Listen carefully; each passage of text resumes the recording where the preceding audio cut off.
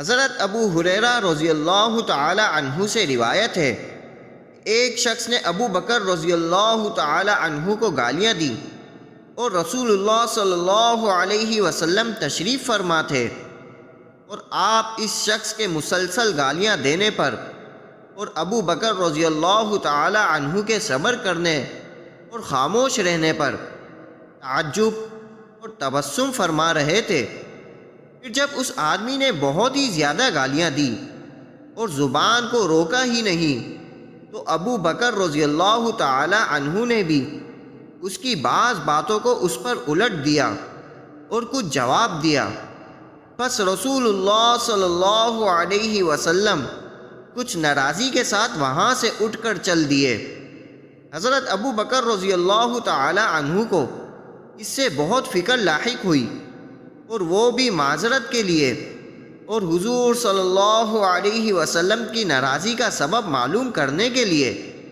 آپ کے پیچھے چلے۔ بس ابو بکر رضی اللہ تعالی عنہ آپ صلی اللہ علیہ وسلم کے پاس پہنچے اور عرض کیا، یا رسول اللہ صلی اللہ علیہ وسلم، یہ کیا بات ہوئی کہ وہ شخص مجھے گالیاں دیتا رہا اور آپ وہاں تشریف فرما رہے؟ پھر جب میں نے کچھ جواب دیا تو حضور ناراض ہو کر اٹھ آئے۔ آپ صلی اللہ علیہ وسلم نے ارشاد فرمایا، جب تک تم خاموش تھے اور صبر کر رہے تھے تو تمہارے ساتھ اللہ کا ایک فرشتہ تھا جو تمہاری طرف سے جواب دہی کر رہا تھا۔ پھر جب تم نے خود دیا تو وہ فرشتہ تو چلا گیا اور شیطان بیچ میں آ گیا، کیونکہ اسے امید ہو گئی کہ وہ لڑائی کو اور آگے بڑھا سکے گا۔ اس کے بعد آپ نے فرمایا، اے ابو بکر رضی اللہ تعالی عنہ، 3 باتیں ہیں جو سب کی سب بالکل حق ہیں۔ پہلی بات یہ ہے کہ جس بندے پر کوئی ظلم و زیادتی کی جائے اور وہ محض اللہ عز و جل کے لیے اس سے درگزر کرے اور انتقام نہ لے، تو اللہ تعالیٰ اس کے بدلے میں